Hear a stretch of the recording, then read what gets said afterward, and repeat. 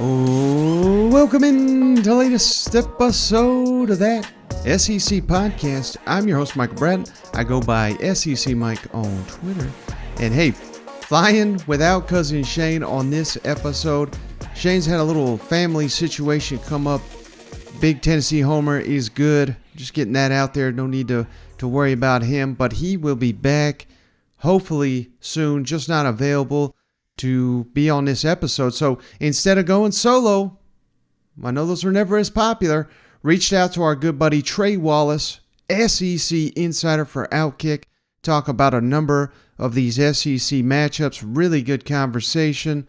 Trey's got his ear to the ground better than just about anybody in the SEC landscape. We'll kick it over to that interview in just a second. We're going to start with the interview this time around. We got a number of news and notes around the SEC.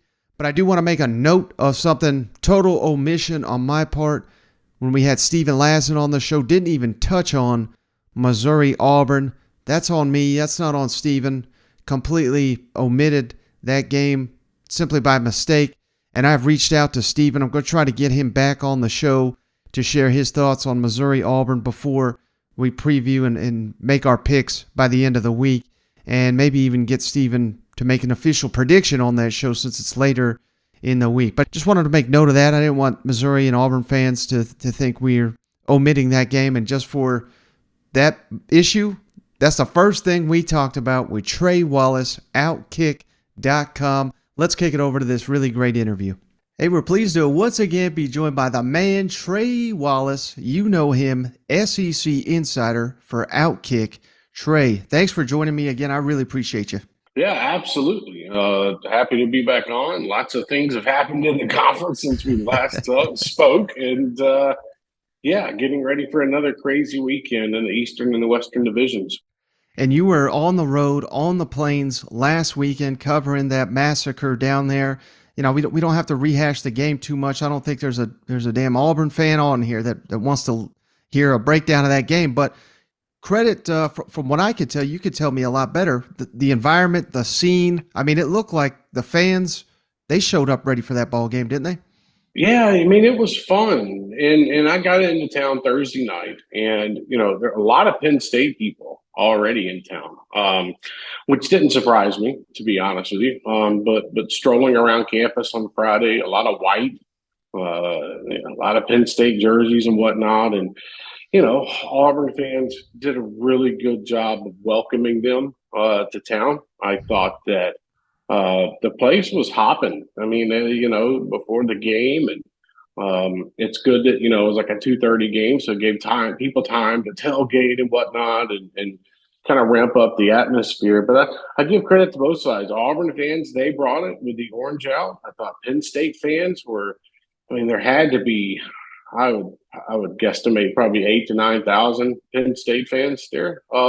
So credit to them. And speaking with a lot of them, they got to enjoy that Southern hospitality, and they had a good time. It was fun, and they weren't, I think I was leaving the stadium like 2 hours after the game or whatnot. They were all still having a good time, but they weren't shoving it down Auburn's throat. That was the one thing that I did notice. I was like, okay, there's not a lot of trash talking going on. But I mean, I think that overall, we found out who the better team was, and we found out that Auburn's got a lot of work to do.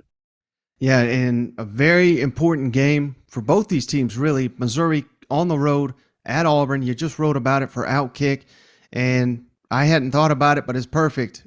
Drink, I mean, he put the dagger in Dan Mullen. He may be able to do that this weekend. Bryan Harsin, what's your thoughts on those narratives going into the game?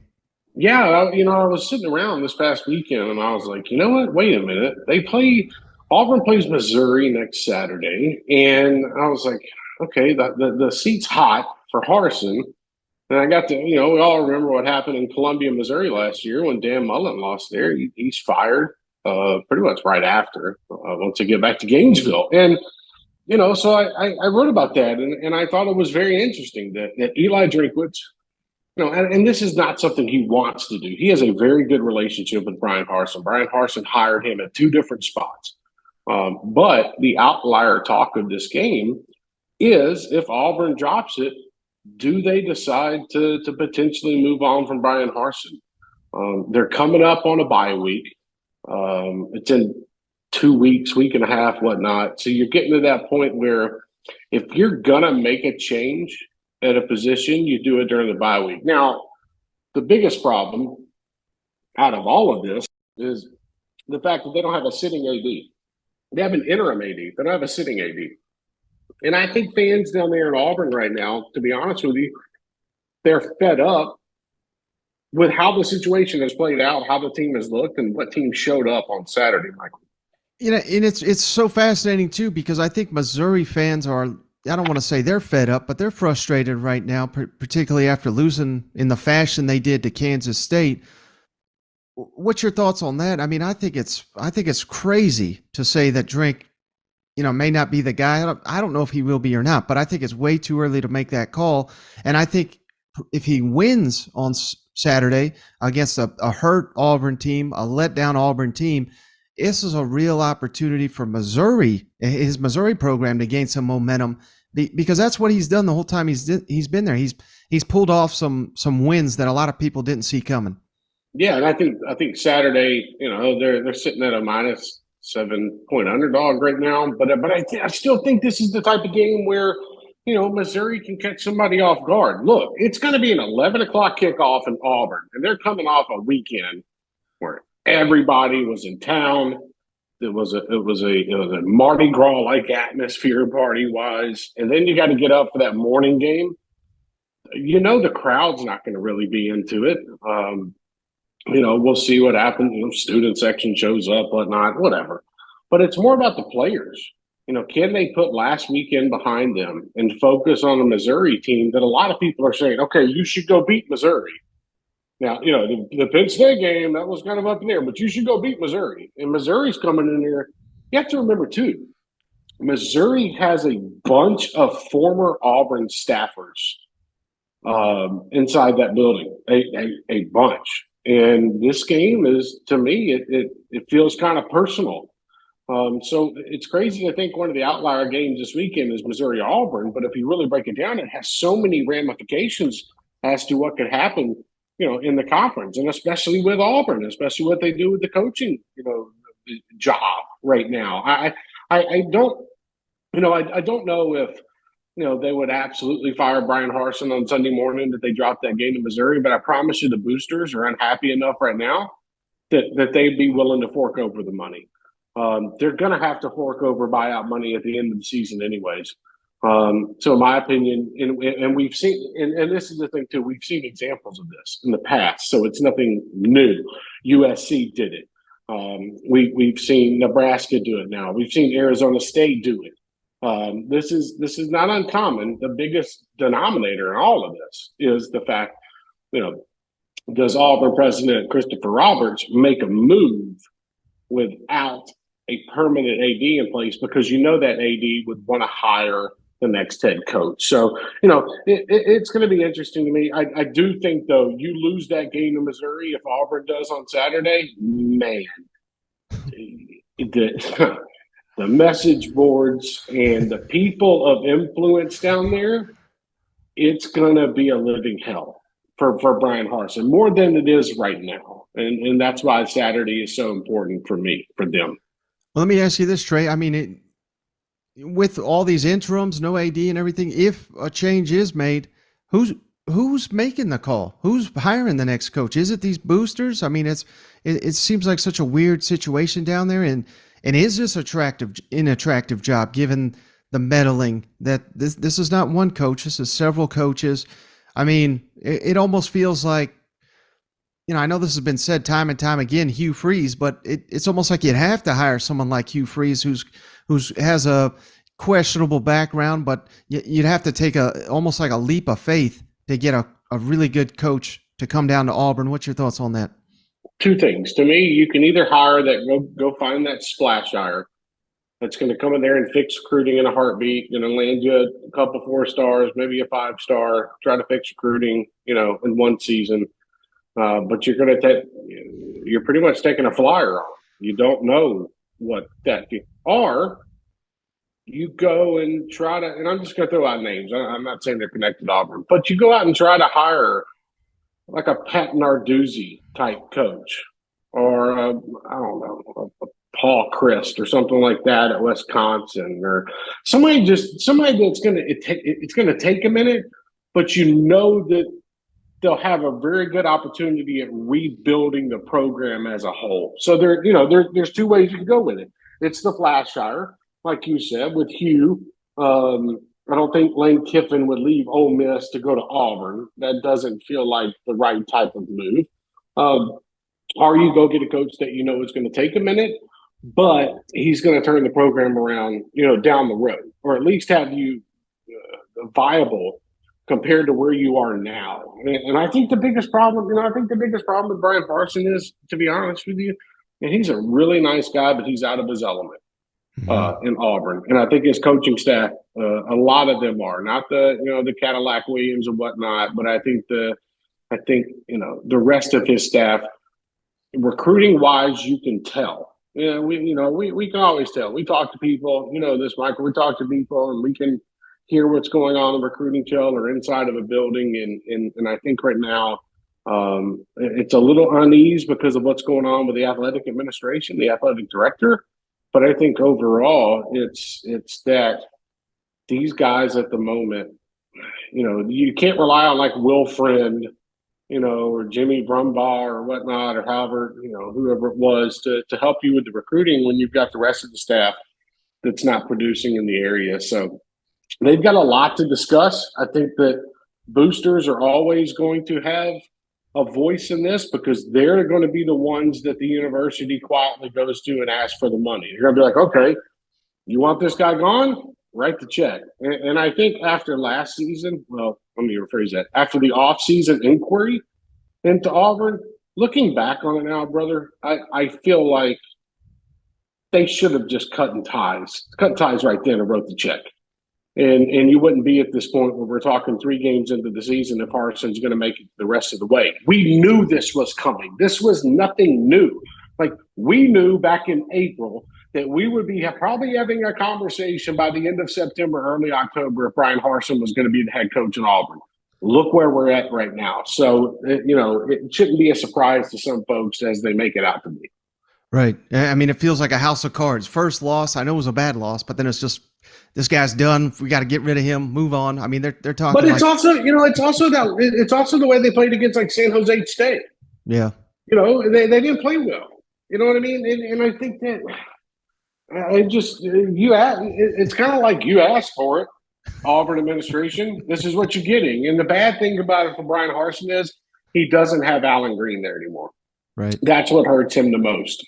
So who knows, man? Saturday is a very big game, but for different reasons on the Plains. I'll be interested in that one.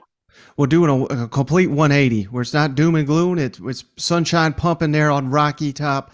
Man, just quickly, what thoughts on just the turnaround? I mean, you got to remember, what was it, like 18 months ago, Tennessee 5-year bowl ban, that they're going to be destroyed by sanctions. Who in the hell are they going to get to take over this mess over here? And I mean, literally no one's talking about that. This is a number 11 team in the country. You got a Heisman candidate at quarterback, one of the most fun programs in college football right now. I don't think Josh Heupel's getting enough credit for this immediate turnaround here at Tennessee. What's your thoughts? 16 games it's taken Josh Heupel to turn Tennessee into a top 15 program. That's astonishing to me. I wrote about it earlier this morning and earlier today, and I was talking about how it's that beat Florida mantra around Knoxville. It reminded me I was watching the show with a girlfriend, Friday Night Lights, and I remember those opening scenes where they would come up and they'd be like, "Get you one of these rings, win state," and having a conversation with somebody else about it, they were like, "Well, that sounds familiar. Sounds like what's going on in Knoxville. Beat Florida. And I felt compelled to write about it, but it also That's what's going on around here. Like you have got, me living in Knoxville, I hear a lot of different things. I talk to a lot of different people, and you go out to a coffee shop, and somebody notices you, wants to have a conversation, about Tennessee football. And what I get back from folks is, man, they're energized, they're excited to be in this position. Look at last weekend. I saw pictures from colleagues that were sending me, and it was a good 95,000 people in there for an Akron game. I mean, it just goes to show you, that's for a night game too. So it's not like people can turn around and drive back home if they want to. Like, they're having to spend money to stay at a hotel overnight. So what I'm getting at is that, he is Josh Heupel, Danny White. They've done and everybody involved in that football program has done a fantastic job of getting people back involved in Tennessee football, getting them excited, giving them something to not debate about, but to actually get behind. And I think that's the biggest thing. You look at where Tennessee's at right now, and they go on the road to Pittsburgh. They grabbed that win. They didn't play as well as they should have, but they still got that win. Last year's team would have lost that game towards the end of the beginning of the season. But overall, as a program, it's starting to feel like that things are stabilizing. And once you get things stabilizing, that means you can take it to the next level, which means you can start maybe exceeding expectations. Tennessee being 11th in the country right now, they got to prove that on Saturday to me against Florida, because Florida is a team Tennessee should beat. If they're not, if the Gators aren't going to have Ventrell Miller, if Tennessee's defense is going to scheme the same way that South Florida did, the same way that Kentucky did, which is make Anthony Richardson pass the football. And I just look at it overall as a program right now. Just think about it this way. In one weekend, you're going to have CBS in town. You're going to have ESPN in town. You're going to have people like Barstool Sports, Fox Sports in town. Like the epicenter of college football is in Knoxville, Tennessee. And whether people like that or not, okay, that's fine. But I look at it as, okay, this is a testament to what they're doing, but this is also a test. Let's see if Tennessee actually is making the progress. Let's see if Tennessee can actually get over the hump. That's what I think Florida, it's like they're dangling cheese out there to see if Tennessee's actually going to take it. And if they do, Michael, we'll start having that conversation about Tennessee as a top 10 team, going to LSU, hosting Alabama and whatnot. But until they beat Florida, brother, it's hard to pick Tennessee to beat Florida when they haven't done it, in 16 of the last 17 years. It's crazy. Right. This is not new territory by any means for Tennessee. I mean, this was, obviously hype under Butch. There was, believe it or not, Tennessee fans don't forget, but there was even hype up Derek Dooley and Pruitt going into these Florida games, but they failed the test. But it just feels different with Josh Heupel. I don't know if that's the same for you, but I mean, we got Heupel here kind of loose, cutting jokes during his press conference during Florida week, and to the rest of the SEC, that may not sound impressive, but a lot of these Tennessee coaches get tight in this type of ball game, and that Pitt game I think is a perfect example. Like you said, in other years, Tennessee loses that game, 3 consecutive turnovers. I point to overtime. Hendon Hooker scores a touchdown, flag. They got to call it back. They don't flinch. They score it right away. Pitt gets the ball, 4th and 10. They convert. They don't flinch. Another 4th and 10. They shut them down. This just feels like a different era of Tennessee football. And are you sensing that? Are you feeling it? Do you believe that?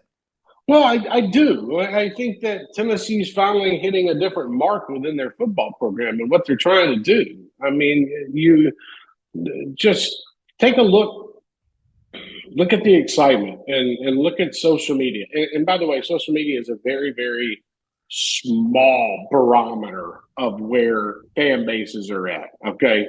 But I will say the fact that you've got the school buying into certain things that the fans want to do, like the checker kneeling thing, which they've done in the past, pretty darn cool to look at. I don't care what team you root for; it's pretty neat.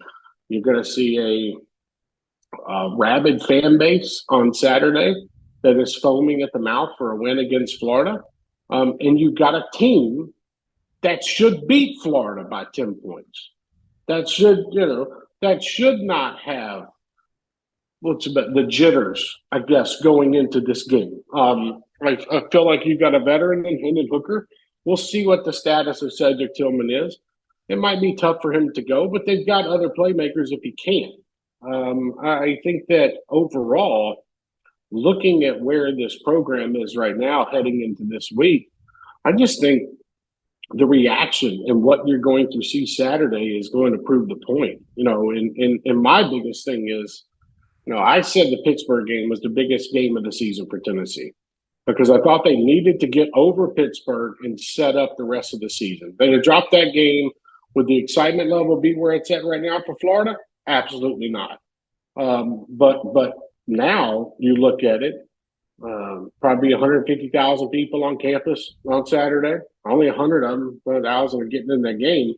And you look at Josh Heupel, and you kind of made a point to it, joking around and whatnot. I don't know if it's because a lot of his staff is not Tennessee bred. And I mean that in the sense of hasn't been around, for 20 years, 25 years in the SEC. He's got a couple, Willie Martinez, Rodney Garner. They understand the rivalry. You know what I mean? They get it. But Josh Heupel is learning it by mouth, learning it from other people. I don't think Josh Heupel is sitting up on a Wednesday night watching YouTube of Tennessee running out of the tee against Oklahoma in 2015, or Tennessee running out of the tee against Florida in 2016. So I think that it's good that he's trying, I guess, learn on the job and experiencing this as it happens. Like he's starting to, I'm not saying starting now, but he's able to appreciate everything about Tennessee as it goes. And I think that's one of the big things about Josh Heupel and how he can be laser focused on what's ahead of him with Florida. And it's going to take a full team effort. And like I wrote about, today, you've got players on this roster. The last time they beat Florida, they weren't old enough to go to senior prom. So, really, they're not as involved in this. They look at it because the fans are excited about it. I mean, to them, it's another football game. Now, to some of them that are from this state and from the area, okay, it probably, gets the juices boiling a little bit more. But overall, this is just a big-time football game that they've got to focus on and go out and win. Now, what about this Arkansas-Texas A&M showdown, Trey? I mean, this may be the best Arkansas-Texas A&M showdown in the history. A lot on the line, a top 10 Arkansas here. A&M, they got top 10 talent. How surprised were you, though, that A&M opened as the betting favorite? I'm seeing these analytical odds. A&M projected to win this ball game by a lot of metrics. What's your thoughts on that? I was shocked. I was wondering what the hell offense were these Vegas people, insiders. What were they watching? What were they watching against Miami? What were they watching against Appalachian State? I mean, is there somebody on the Texas A&M defense right now that they think is going to bring down KJ Jefferson if he wants to run and scramble outside the pocket? Like it's going to be a two-man effort. I don't know if that line is for Jimbo Fisher over Sam Pittman compared to maybe the teams that are in the game. To me, I feel like Rock Sanders at running back for Arkansas, KJ Jefferson, what they're getting out of the offensive line. And look, I know the game against Missouri State was close, but I don't put much stock into that one because Arkansas has proven to me that they can go out and perform well enough, or they've got a good enough offense. I think a little bit of them was looking ahead, to be honest with you. It's hard for me to say the same thing about Texas A&M because Texas A&M doesn't look like a complete football team. Look like they're struggling for an identity on offense with Max Johnson or Haynes King. I don't care who you throw out there at quarterback. What does Devin do at running back? Asian, what does he do at running back?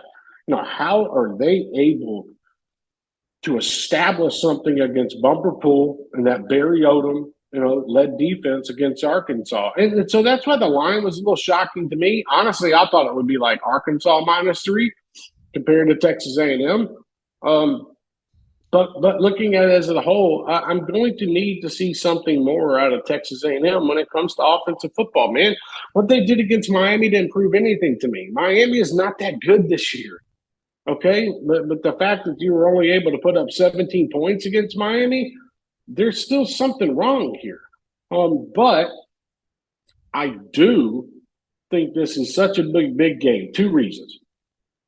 I think it's a big game just because of Arkansas, Texas A&M, period, where they're ranked at, what's at line, what's at stake in the Western Division. But for Texas A&M, this is the way you turn around your season. After that loss to App State, you got everybody making fun of you from the night before, the midnight yell, which deservedly so, that was cringeworthy. Nothing against Texas A&M fans, but that one line from that guy was very cringeworthy. But then you come out and you play Miami at home, and now you got to go on the road, go to Arlington, neutral site. I just feel like this is a game that Texas A&M could turn it around. But if they lose, things get tougher for Texas A&M because of what they're lacking on offense right now, and that's what worries me about them. I don't want to call Jimbo Fisher fool's gold right now, but his offense, they haven't been playing up to the standard of a top 10 football team or anybody that's going to make a run towards Atlanta.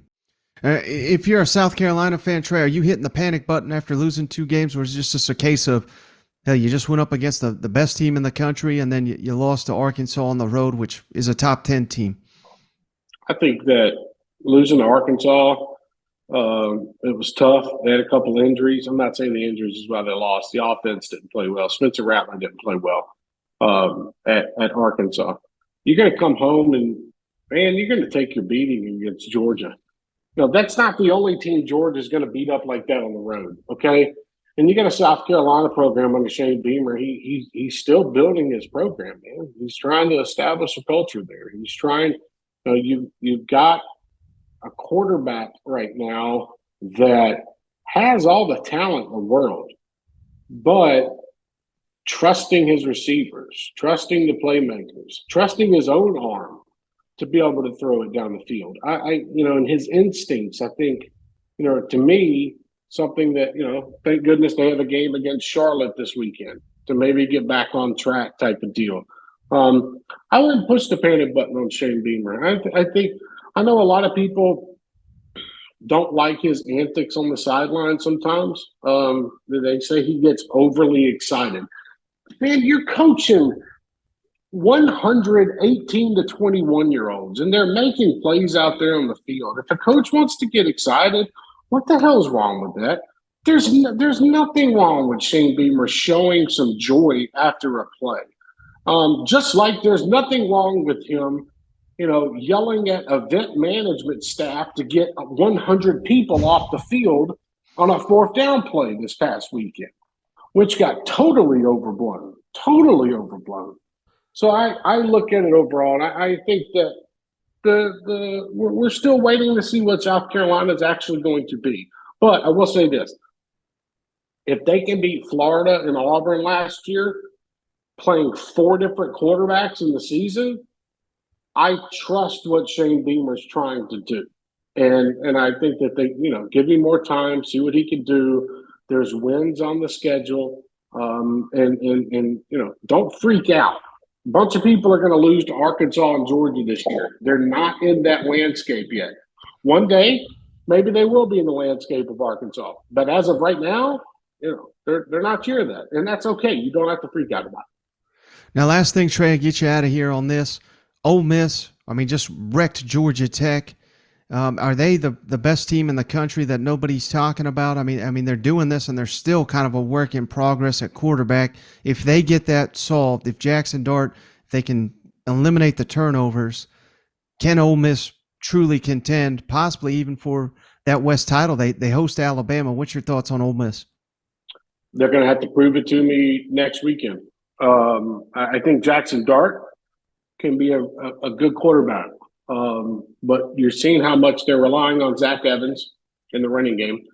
I think they're trying to get Kiffin's trying to get Jackson Dart comfortable in the pocket. I think that's the biggest thing that I've noticed. Go look at his attempts this past weekend. They're spacing them out is probably the best way to put it. So I think Ole Miss I think they're a good football team, but that test comes next weekend in Oxford when Kentucky comes to town. And we get to see what the Ole Miss defense looks like, trying to contain Will Levis and, by the way, a returning Chris Rodriguez. So there's your matchup. There's where I'm going to say, okay, Ole Miss is good enough to make some type of run in the SEC West this year. We'll see what happens. Because, Georgia Tech wasn't a test for them. That test comes, next weekend. So I'm holding back a little bit on Ole Miss. I think they have talent at certain spots. They have the playmakers. They got a good rushing attack. But let's see what they do against Mark Stoops and that defense next weekend. If they win that one, we'll start talking about, in my opinion, we'll start talking about them maybe doing some noise in the SEC West. All right, Trey Wallace, cannot thank you enough. Some really outstanding stuff, as always. Before you go, tell the audience where to find all your great work. Yeah, absolutely. You can follow me on Twitter at Trey Wallace _.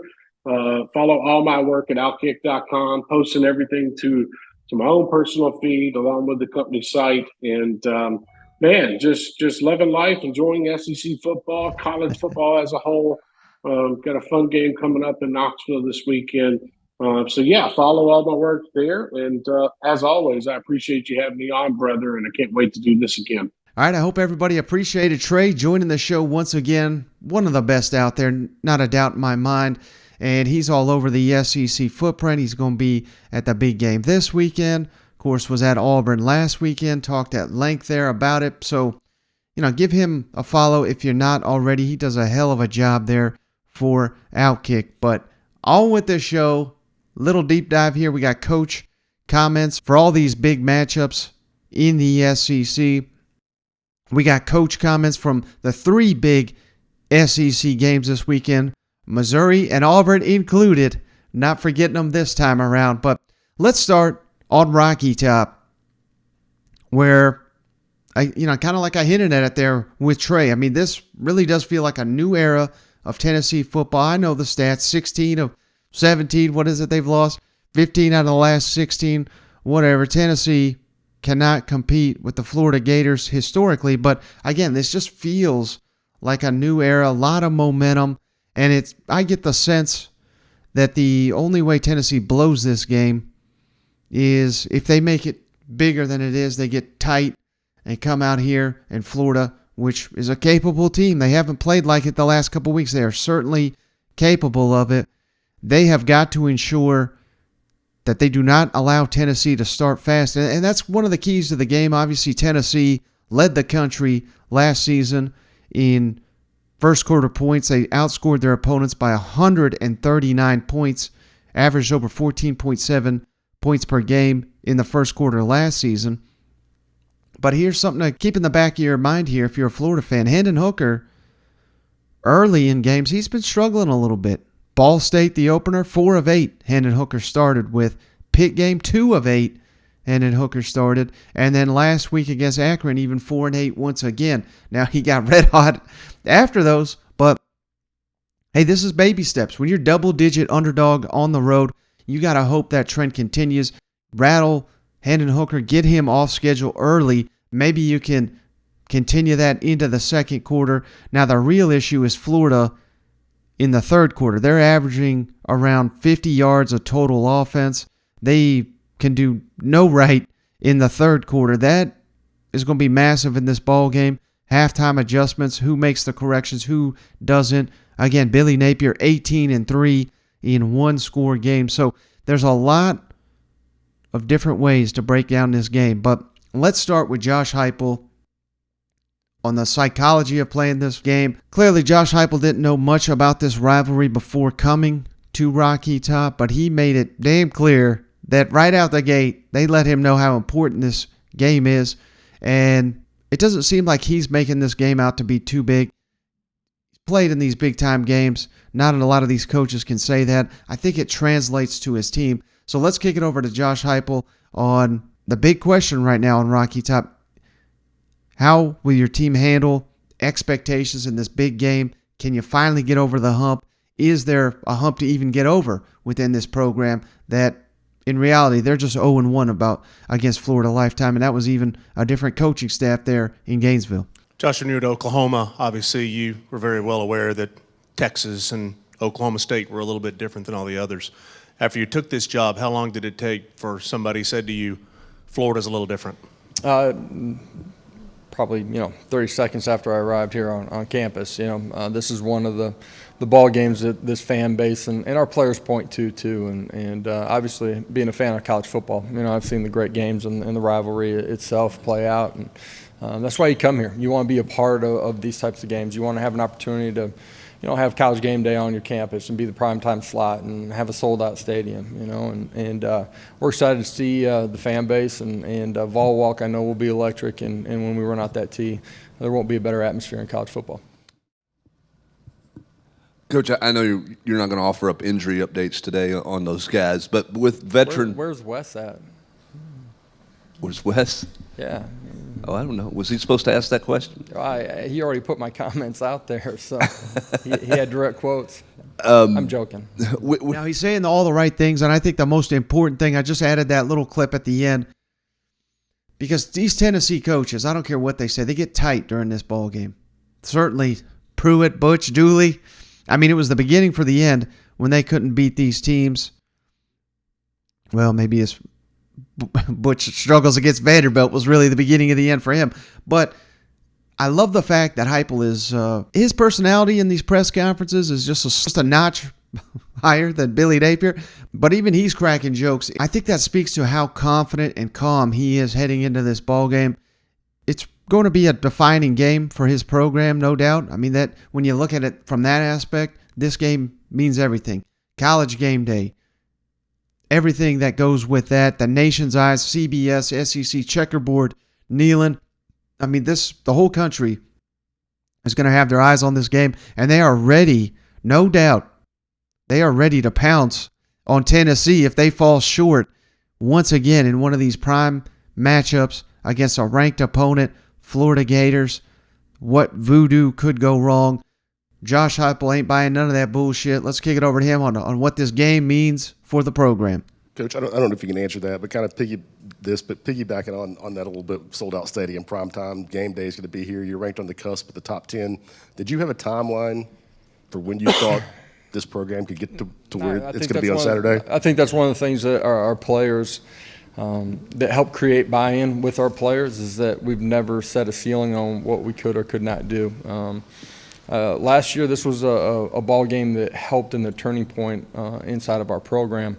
Obviously, we didn't come out on top. There's a lot of things that we didn't do right, but resetting afterwards, that Monday where we came back in and we're just able to show how everything unfolded and the things that we controlled, I think created a ton of buy-in too. At the end of the day, this is, the fourth game of this journey this year. It's a big one because this is the only one we got this week. Our kids will be ready and our staff will too. Now, on the other side of the coin, Billy Napier, man, it's been a rough showing the last couple of weeks. But if you look at it this way, if you're a Florida fan, if I were to tell you preseason, you could be 2-1 heading into this Tennessee game, you take it. And, what would the line have been after the Utah game? Maybe Tennessee favored by 3 points at home. Now, I know it's double digits, but perception changed quickly. And the point of that is it can flip just as quickly here, especially if Florida gets production out of Anthony Richardson. He's able to complete some passes that he's not been hitting. And, just listening to some of the buzz out of Gainesville, I think they've certainly been holding Anthony Richardson back for fear of getting him hurt because they got literally nothing behind him. They got Jack Miller, the Ohio State transfer. He's hurt. So they have, and even Jack Miller's got very little experience, but they have no players of any experience behind Anthony Richardson. So maybe in these games like South Florida, they're kind of protecting him. This is a game where they got to unleash Anthony Richardson. I think you're going to see a lot more of him on the ground, and I don't have full confidence that Tennessee has got players that can spy one-on-one with Anthony Richardson. So it's going to be interesting to see how the Vols try to defend Anthony Richardson, keep him in the pocket at all costs. That's what South Florida's been doing. That's what Kentucky did, and it worked like a charm. But, hey, Billy Napier's a good coach. He will adjust to what Tennessee's got coming for him on Saturday. Getting more out of Anthony Richardson, that's the biggest question there in Gainesville. Can they get that done with Anthony Richardson playing the way he is? That's something Billy Napier hit on here. And he points out, hell, even my wife can see that the passing game's not working like it should here in Gainesville. Second half. Billy, what's your assessment of the passing game for you all? 0 passing touchdowns through 3 games is kind of a surprising statistic.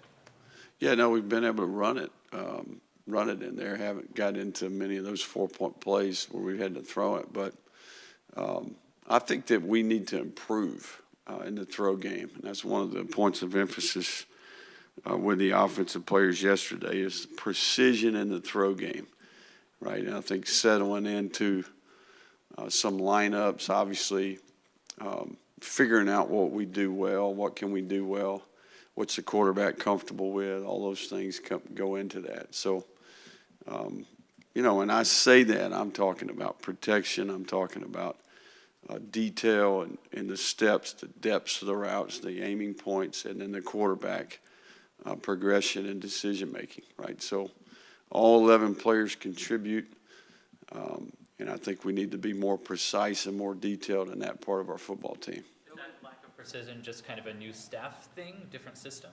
Yeah, new first year in a new system, and then certainly a first-year quarterback in a new system too, to go along with skilled players that are playing in a new system, right? I think we have protected the quarterback well to some degree. There have been a handful of plays where we maybe can do it better, but we haven't been sacked, and Anthony's done a nice job making some plays with his legs when it has broken down. So it's an area of our team where we need to improve. There's no question about that. You can tell that. The average fan can tell that. My wife can. She's informed me of that. So we need to get better. Now, that aside, it'd be one thing if Florida was humming after 3 straight games at home. You got that crowd behind you. I mean, we could play the what-if game all day long, but Florida likely doesn't beat Utah if that game's not in the swamp. They're not going to have that advantage, obviously, Saturday in Neyland Stadium, a place that, if the fans get amped up enough, it can be one of the toughest places in the country to play. And make no mistake, it's going to be that way on Saturday. Those fans are going to be liquored up and feeling good and just rowdy as hell. The checkerboard Neyland, CBS, game day, all that's going to add to that anticipation. And if Tennessee gets off to a hot start, they may not slow down at all in this ball game. So that's another thing Napier talks about, handling the tough road environment, handling the pace of play. They're going to try to control it with their offense. They can dictate how Tennessee plays by their offense, and clearly what he's talking about, chewing up the clock, time of possession. Florida, they may not be doing many things right, but running the ball is the strength of this team right now. They're going to have success against Tennessee doing it.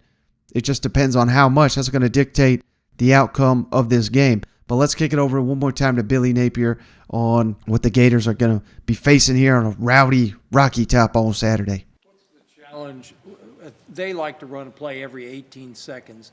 How do you slow them down offensively when you're on defense? But secondly, does this make you get more deliberate with your own offense to kind of keep them off the field?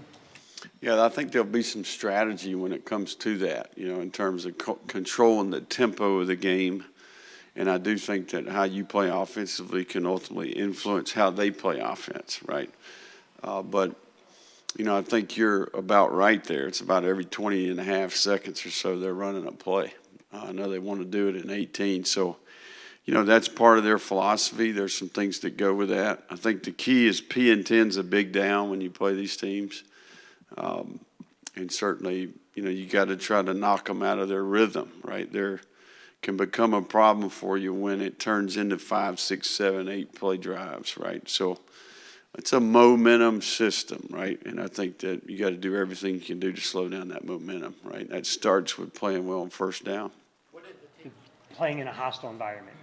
Yeah, no, I think the veteran players on our team, I think, will be comfortable with that. I'm just having conversations yesterday with some of the guys that have played here, obviously have played here in the past in those times at Alabama. So I think we understand what comes with that. We do a ton of work, training camp in particular. We do a number of things with crowd noise, right? So we get out in front of that, anticipate that, knowing that that's coming. And it's not going away, right? I mean, we're going to have to deal with it the rest of the way. And realize it's the same game, It's not like we're going to Canada and they're going to change the rules, It's going to be the same game.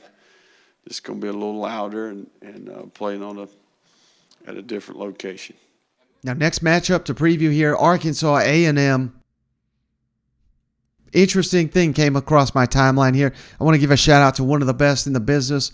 I've never had him on the show. I need to get him on. But if you're not following it, Stats O War on Twitter already. His real name's Parker Fleming. Works for USA Bets. But he does analytical models. And the first time I really stumbled across his work was last December. And his model had Alabama beating Georgia in the SEC championship game. Now, hindsight, you may be saying, well, what the hell? That was not that big of a surprise. That was a massive upset at the time. Everybody was picking Georgia for the most part. And his model, again, no model is correct all the time, but predicted it in that game. That really, got me paying attention to his work. And I'll throw up the graphic here on YouTube if you're watching on there. But his model has got Texas A&M 52.99% chance. So really, this is a coin flip type game, but this is kind of what Vegas is saying too, with A&M being a slight favorite in this ball game over Arkansas. I reached out to Parker, asked him, are you surprised by that? He said he was. Again, this is not his opinion. This is his computer model telling him that. And he says the biggest issue, Texas A&M has not shown that they can exploit Arkansas's weakness, which is the pass defense. Arkansas dead last in defending the pass in the country, not just the SEC, the country. But they lead it in sacks. So that's something Steven hit on the last episode. A&M has obviously struggled on offense. The only thing they can do is run the ball, and they can't even do that too effectively. So they made the change at quarterback. Max Johnson, a little bit of an upgrade, at least so far what we've seen him play. But hell, all that don't matter if he's getting sacked and he's getting hit, and Arkansas's just coming after him. Arkansas dealing with players in and out of the lineup in the secondary. It's a little bit of a mash unit. They're still trying to figure out, should they go to the drop 8 like they did last season and had success with that? Mixed success, I'd say, to be fair. Now they tried to go more man-to-man this season, and clearly, after losing some key players, having some issues with it. So that is something Sam Pittman addressed with the media here heading into this A&M game, and just the fact that they can live with getting beaten by outstanding production from quarterbacks and receivers, but just the way they're getting beat, everyone in the building down there knows there's the issue is. Now the question is, can they fix it in time for this Texas A&M game? Let's kick it over to Sam Pittman. Just in the secondary with the coverage issues, is there something that you can do to fix that quickly? Well, I think the first thing is you have to make sure you have the right people in the right spots. I'm talking about pre-snap, not where they're lying. I'm saying, do we have our best players on the field? I think you have to figure that out first, and we've been adjusting. Part of it was because of the couple of injuries, but part of it is we had some new guys back there as well. So we're going to experiment a little bit this week and see if we can't get the right people in the right spots. I think Slusher, he's going to practice today, so he'll be back, and that should help us as well. But I think Malik Chavis is a guy we need on the field, and when he's not playing corner, we need him at safety, and I'm not for sure if we don't need him at safety and just put Hutt at corner. I think those are questions that we have that we need to make. We got to get our best 5 guys out there on the field at all times. Obviously, we know they get hurt, but those are things that we've talked about as a staff. We've got to figure that out a little bit better. Per game. Flip side of that, maybe committing more guys. You're leading the country in passing yards allowed. Can you live with that, or what's your take on it? Well, we have to get better at both of them, really. But obviously, there's a little bit more urgency of covering people. We can live with guys getting good throws, and we can't live with guys wide open. And if somebody's going to beat us, they need to beat us with us attempting to cover the guy, and we've had obviously too many mistakes there, and backs coming out of the backfield, things of that nature, where we're in man coverage, and we've got to peel a linebacker out there and things of that nature. And I will say this, we're doing exactly what we think is best for us to win. There have been conversations about, going back and running what we ran last year, double cloud, about 90% of the snaps. And it worked some games and it didn't some games. So I think we'll get a mixture of that going forward, but we've got to fix that problem, and everybody in the building's aware of it, and how we do that is going to be a combination of who's on the field and the opponent, whether we feel like we can cover them man-to-man or not. And if we can't cover them in zone coverage, then we definitely have to put pressure on the quarterback, because that's something that we're good at. But to do that, you have to be able to play some man, even though we went into some quarters, halves coverage, and rushed Drew Sanders last week in the second half. It seemed to work out a little bit better for us. And Pittman also revealed Dwight McGlothern banged up against Missouri State was a hamstring. And hamstrings can be tricky. McGlothern's been their best corner. Really going to need him, Texas A&M. Again, I know they've not been showing it, but they've got some dynamic freshman receivers here that will be back. Jimbo announced this week Evan Stewart, Chris Marshall, the guys suspended for the Miami game, as well as Denver Harris and Smoke Bowie.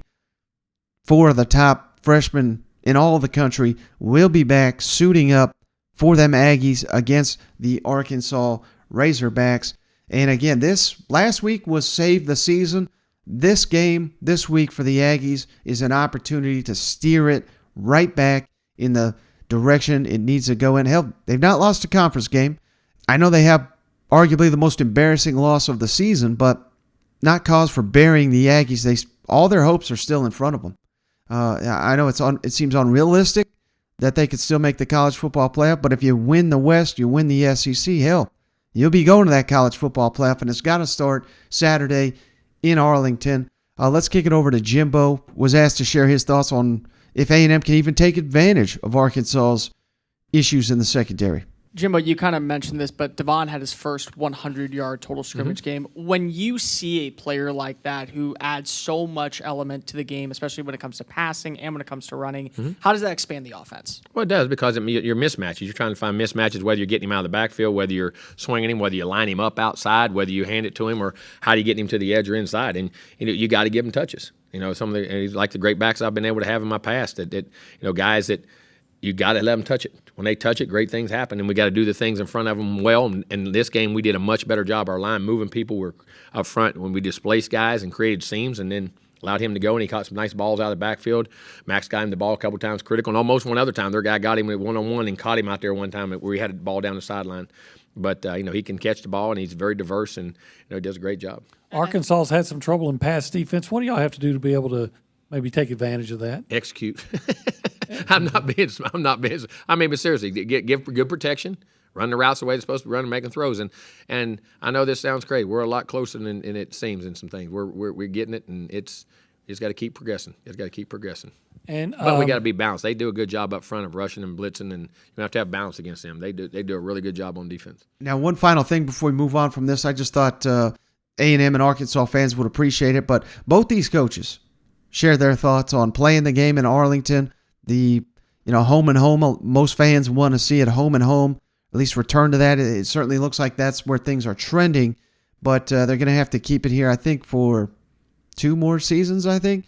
But Jimbo and Sam Pittman, at least publicly, saying they got no problem with playing in Arlington, while Jimbo, I love Jimbo's comments here.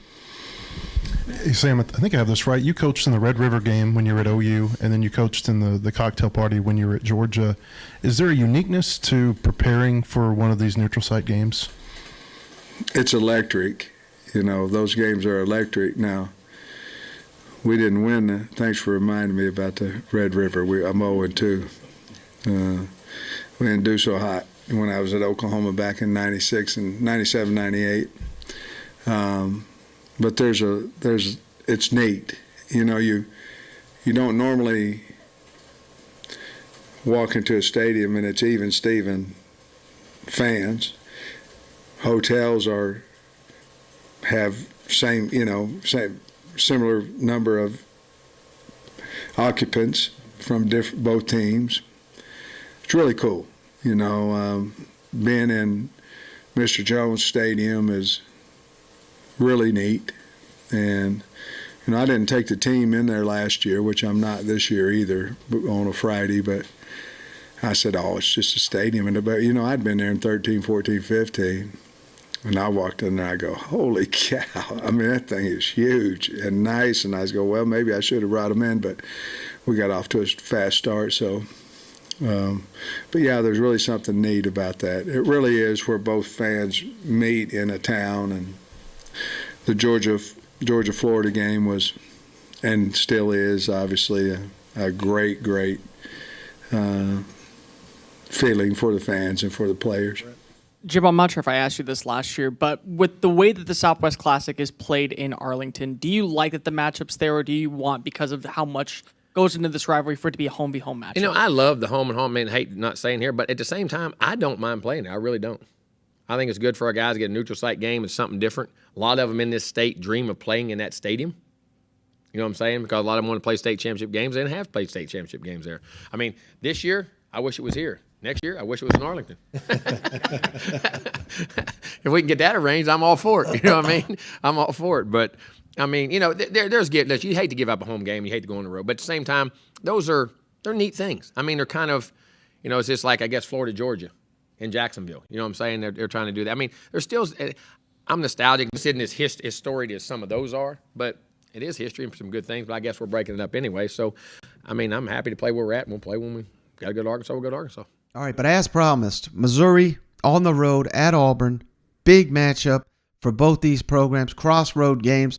Missouri probably not going to go bowl game if you don't win this one. And the same could be said for Auburn, but not even that may do it, given who you got behind you on the schedule.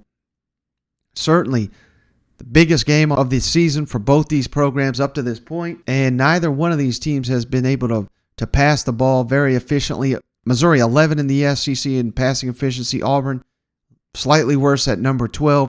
And things got a lot tougher because TJ Finley reportedly out for this game with that shoulder injury. That was first reported by Tom Green of AL.com. And it's interesting because TJ Finley, if anyone saw it, he's out here tweeting. Someone shared this stat. Auburn quarterbacks were pressured 61% of their dropbacks versus Penn State. That's the fourth highest pressure rate allowed by an SEC team over the last 5 seasons. So DJ throwing his damn O-line under the bus may be an accurate stat, but you hate to see a quarterback throwing that out there on social media. You got to back the guys that are keeping you alive there, even though they're doing a very poor job of doing it. But the one key for this matchup, because there's a lot wrong with both these programs, but Missouri's defense has actually been a very pleasant surprise. And now that, not that TJ Finley's that much of a world beater or anything. Robbie Ashford, very inconsistent, particularly as a passer, but an elite runner. It should be a lot easier to defend this Auburn offense if you're Missouri, unless, of course, Auburn goes to the bullpen and pulls out Zach Calzada for the first time this season, which, if things go poorly, that be forced to go to Zach Calzada, I would imagine, but he's not taking a snap this season. So how ready is he to step on the field against an SEC defense that is playing their best football here in 2 or 3 seasons? I mean, that's got to be a major, major red flag for the Auburn Tigers, given the fact that Missouri's offensive line is struggling. And Brady Cook, I know he had a big game last week. He's kind of been struggling overall. I mean, bet the under while you have the opportunity in this Missouri-Auburn matchup. I had forgotten all about the relationship Drink and Harsin have. They go way back.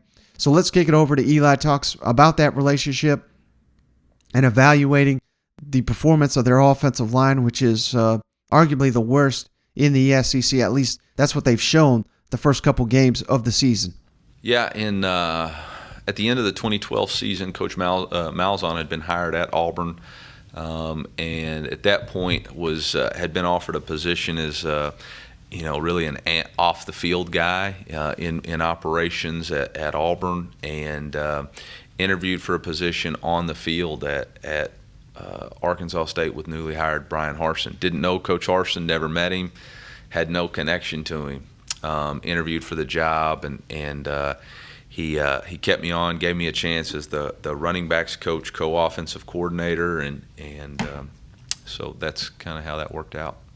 I think that when your first press conference, somebody asked about your offense, and you said it was kind of a mix of what you learned from Gus and from Bryan. Yeah. What specifically? I mean, what did you learn from him about offensive football, and how much of your next few years was that part of what you did? Yeah, I mean, I think there's all kinds of things when you watch and see how, obviously I learned the Boise State offensive philosophy and model, and then our task in 2013 was to take the Boise State and add tempo and being able to play in kind of a no-huddle open style, which is what Coach Malzahn had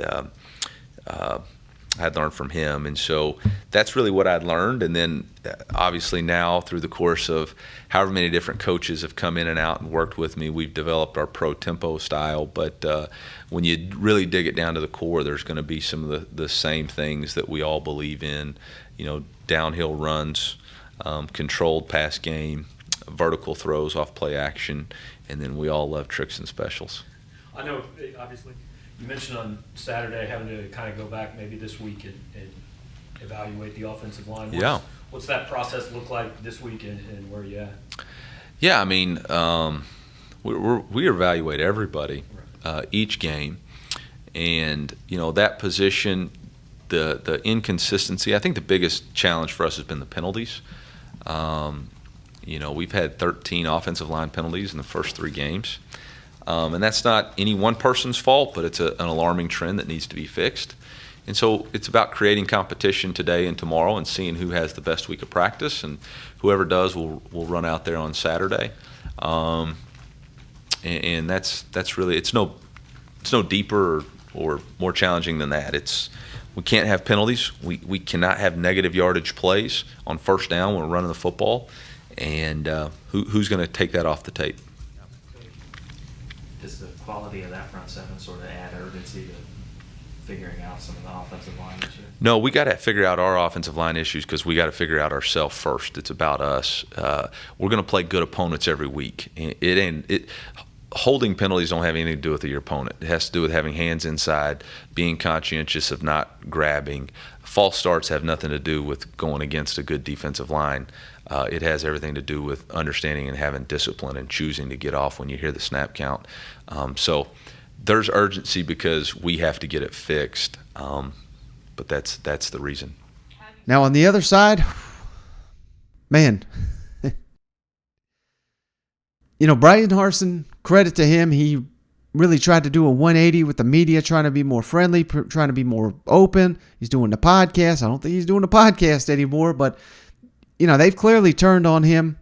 Everyone's running, who should be the next Auburn coach, the buyout figures, all that. They're going on and on. I mean, he's dead man walking according to everybody down there. And that may be accurate, but you can tell that old Harsin is taking issues with just about everything down there, like he did last season, and he had a thorny relationship with the media, and that is back.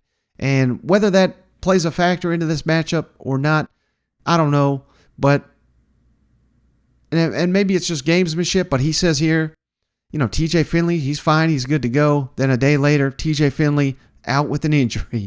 So surely he's aware of his quarterback's health and everything that's going on in that. So being dishonest, but again, maybe that's just a bit of gamesmanship. But he was asked about the mentality of his team. He took real issue with that. He discussed how his team has responded, and he's being truthful. I don't know. He doesn't seem like he was being truthful about old TJ Finley.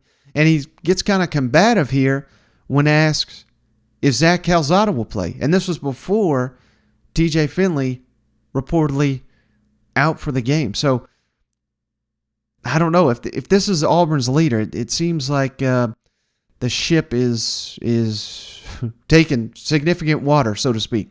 No score dictated a lot of the second half, but first half still threw it.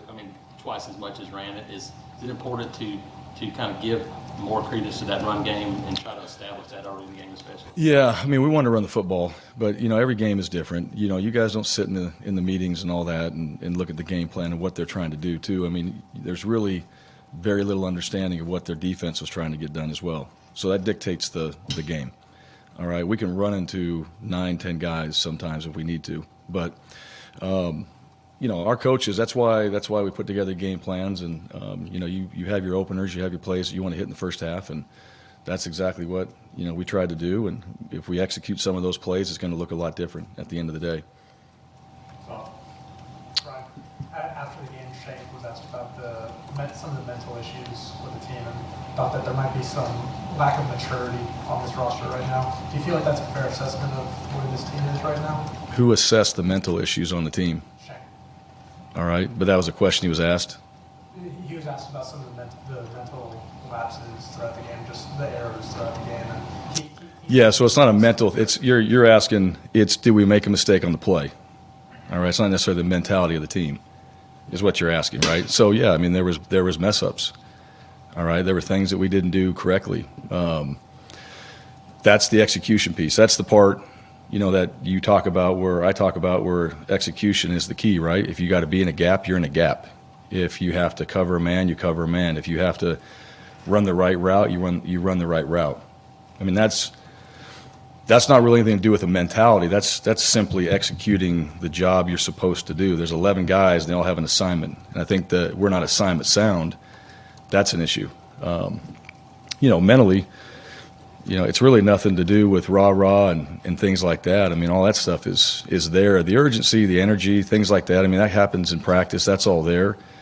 And speeches and all that stuff, that's not going to change the fact if a guy runs the wrong route. It's not going to change the fact that the guy's in the wrong gap. It's pretty matter of fact, and that's what I shared with the team. Football is pretty matter of fact. You got 11 guys out there. You got assignments. You got to do your job. And when you don't do that and somebody exposes you on that, then things happen. All right, and you wonder why a big play or they rip off a big run or we don't have somebody in the flat when a quarterback's rolling out. That wasn't designed that way. And so if we execute what's designed, we have a better shot of executing our plays. All right, and they're going to work better. At least we give ourselves a chance. So to me, that's really what it is. It's about execution. It's not so much about mentality and all those things that create the drama. It's really just matter of fact. Run the route, be in the gap, do your job. That's really what it comes down to, and that's the message that I've tried to send to our players and keep it very simple from that standpoint because we want to make it bigger than what it really is. If we do it all right, there's emotion that comes with that when you're executing what you're supposed to do. Then you get to play with that energy and emotion that makes you a good player, but you got to be able to do your part first. Look at that too. If we're doing it right and it's wrong, then we got to fix it as coaches. But I think the team has handled each game, and even after Penn State, that was disappointing. Everybody felt that. They came out on Sunday, and I've said this. Players don't hang on to this stuff as long as we do. They got practice, they got individual, they got a condition, they got to get on to what's next. And I thought they did that. There was urgency. They were moving around. I think there was a sense of like, that wasn't good enough. And I think guys were pissed. And you could feel that. All right, I can handle that. I can handle somebody, when we make a mistake or we don't have a performance. If you come back and you want to work and you want to improve it and you don't want that to happen again and your attitude shows that, I'm good with that. If it doesn't matter, I'm not good with that. I think guys really showed that in Sunday situations again. Coach, coming off a loss Saturday, and then when you look ahead to the SEC meat of the schedule, you guys coming up the next month, would you categorize this Saturday night as a must-win? I would categorize every Saturday as a must-win. Yeah, I don't really have an answer for you there. Yes. All right. And anytime you ask me that from this point on, yes. All right, it's a must-win. I mean, that's why we do what we do, right? I don't think there's a game I've ever told anybody like, hey guys, we lose this one, we'll be all right. We'll get on the next one. All right. I'm being serious. I know what you're asking. All right, but yeah, I mean, every single game. That's what you do, and it's things like that. I mean, that's the stuff. Like for me, I know what the answer is, and what's hard is sometimes the guys that sit in this room, they hear that stuff too. All right, it's always that way. I mean, that should be the mindset. And is there a possibility of Calzada or opponent getting some run going forward? Yeah, we'll see. Like I said, we'll let guys compete this week. It's Monday. You know, we haven't decided that. What we're going to do through the week of practice, that'll be decided. But we'll let guys compete, and we'll put the best guys out there on Saturday to go play. So for clarification, you're saying you technically don't have a starter name for a quarterback? For clarification, what I just told you is what I'm saying. I don't make sure I understand. I answered it. Okay. So if you're a Missouri fan, you're an Auburn fan, you listen to those two coaches, I mean, which one sounds more calm, collective, and locked into the plan there? I mean, I think it goes without saying. Bet the under, maybe even lean towards Missouri to get this win in what would be the biggest win of the season to date. Obviously, the first conference game for Missouri, first conference game for Auburn. This is going to be quite the scene down here on the Plains this Saturday. Cannot wait for it. But hey, that's going to do it for this episode of the show. We have got a ton of content coming your way. Overall SEC schedule, maybe a little weak, but we've got some huge games coming down the pike this weekend. Cannot wait. Stay with us here. We're going to keep giving you the content, and Cousin Shane will be back before you know it. But that is going to do it for this episode of the show. We'll catch you on the next one.